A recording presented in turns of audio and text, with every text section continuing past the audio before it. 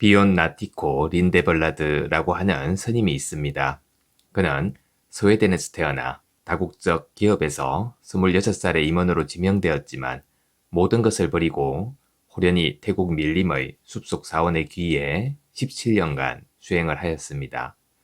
46의 나이에 환속을 하고 사람들에게 혼란스러운 일상 속에서도 마음의 고요를 지키며 살아가는 법을 전하였죠. 2022년 1월 망설임도 두려움도 없이 떠난다는 말 한마디를 남기고 숨을 거두었습니다. 삶을 변화시키는 채널 Change My Life입니다. 그의 가르침을 담은 처음이자 마지막인 책 내가 틀릴 수도 있습니다에 나오는 메시지 중 하나를 두 편의 영상으로 전해드리고자 합니다. 올바름의 진정한 가치와 아름다움에 대해 생각하는 시간을 가져보시면 좋겠습니다. 그럼 시작해 보겠습니다. 저희 첫 번째 주지스님인 아잔 파사노 스님은 달변가는 아니었습니다. 앞에 나서서 이야기하는 걸 딱히 좋아하진 않았지만 주지자리에 있다 보니 설법을 자주 해야만 하였죠. 스님의 강점은 원래 다른 데 있었습니다.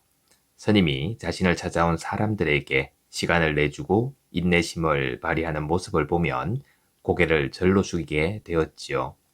일부 방문객들은 대단히 오만해서 자신이 얼마나 영적으로 성장하였는지 마구 떠벌리곤 하였습니다.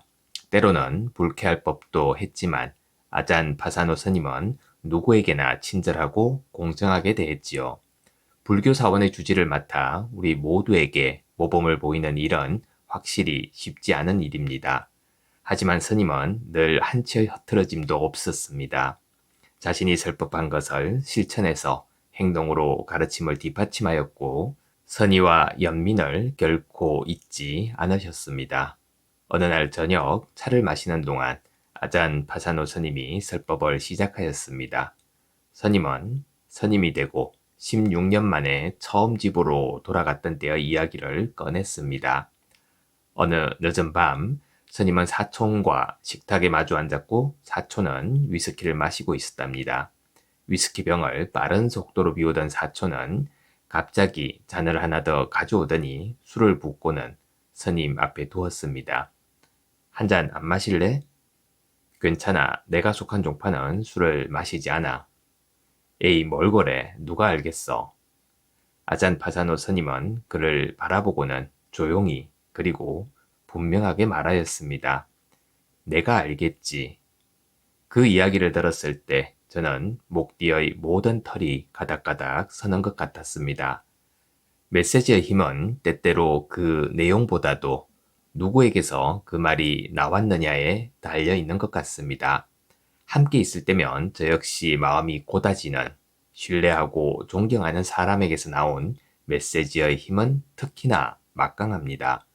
이런 사람들은 이야기의 출처를 향한 신뢰 덕분에 단순한 이야기로도 마음 한가운데를 바로 꿰뚫을 수 있죠. 아잔 파사노 스님은 저에게 그런 사람이었습니다.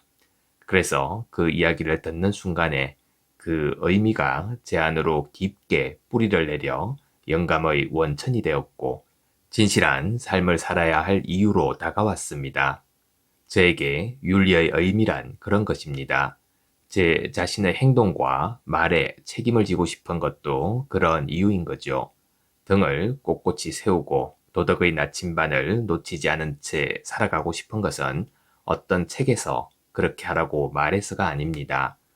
먼지가 내려앉은 어느 낡은 종교의 지침이 그러해서도 아닌 거죠.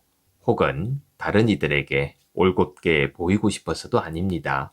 구름 위에 있는 어떤 은발 노인이 제가 하는 모든 행동과 말을 지켜보며 평가하고 있어서도 아닌 겁니다. 제가 기억하기 때문인 겁니다.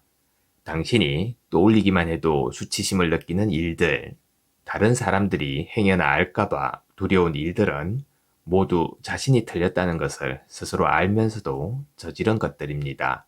진정 무거운 짐이지요. 그 짐을 끌고 다니는 일상은 지난하고 괴롭습니다.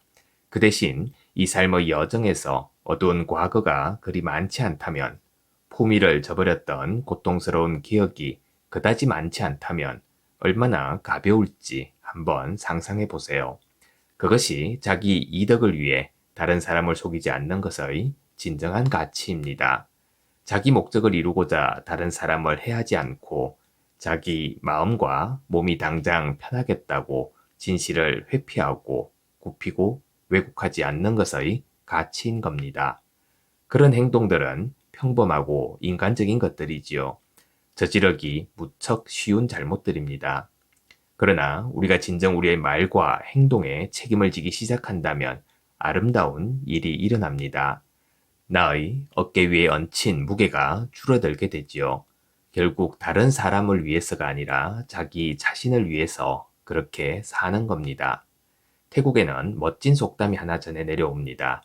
부처의 등을 도금한다 라는 말이지요. 태국의 신도들이 정기적으로 절을 찾아 참선한 다음 금종이와 촛불, 향을 보시하는 전통으로부터 유래한 것입니다. 태국의 불상들은 대개 이 금종이들로 금박을 입히죠. 이 속담은 자기의 선행을 다른 이들이 알아주지 않아도 상관없다는 뜻입니다. 아무도 보지 못할 불상의 등에 금박을 입힌다는 생각에는 그야말로 멋진 구석이 있습니다. 이때 다른 누군가가 아는지 모르는지는 중요하지 않다는 겁니다. 자기 자신만은 알 테니까요. 우리는 늘 자기 자신과 함께 살아갈 수밖에 없습니다. 그래서 우리의 행동과 기억은 우리가 앉아있는 목욕물과도 같은 겁니다. 그 깨끗함은 자신에게 달려있죠. 무엇이 윤리적으로 혹은 도덕적으로 더 옳은지 끝없이 논쟁할 수 있습니다. 철학자들은 이런 문제를 수천 년 동안 숙고했죠. 하지만 그 모든 생각의 알맹이는 생각보다 단순할지도 모릅니다. 즉, 우리에게는 양심이 있으며 우리가 했던 말과 행동을 기억한다는 겁니다. 두 가지가 일치하지 않으면 우리 마음 한 구석에는 짐이 생깁니다. 우리 마음속에 어떤 짐을 남길 것인지 결국 자신의 선택에 달린 셈입니다.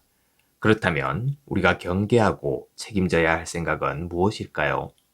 충동 그 자체를 책임져야 하는 것은 아닙니다. 그 점은 확실하지요. 아무리 아닌 척해도 우리는 누구나 이따금 말도 안 되는 충동을 느낍니다. 아잔 파사노 스님이 들려주신 이야기가 하나 있습니다. 1970년대 미국 대통령 선거 기간에 있었던 일로 마치 충동이란 어떤 것인지를 그대로 보여주는 듯한 일화였습니다. 지미 카터 후보는 당시 가장 유력한 대통령 후보였죠. 인터뷰에서 기자가 카터에게 이런 질문을 던진 겁니다. 혹시 불륜을 저지른 적이 있습니까? 지미 카터는 이렇게 대답하였습니다. 내 몸으로 저지르진 않았지만 상상 속에서는 수차례 저질렀죠. 그 말 한마디로 카터에 대한 신뢰도와 지지도는 순식간에 곤두박질 쳤습니다. 하지만 우리 스승님께서도 말했듯이 그 인터뷰가 좀 더 계몽된 사회에서 이루어졌더라면 지미 카터의 지지도는 오히려 높아졌을 겁니다. 어떻게 이보다 더 인간적일 수 있을까요? 우리 모두 카터의 말에 공감할 수 있을 겁니다. 충동은 인간의 원초적인 본성에 새겨져 있는 겁니다. 그 자체로서는 책임을 묻거나 비난할 수 없습니다. 그렇다 하더라도 충동을 잘 조절할 만큼 마음을 연마한 사람 또는 어떤 충동을 따르고 어떤 충동을 내려놓을지 선별할 수 있는 사람을 보면 무척 흐뭇하죠.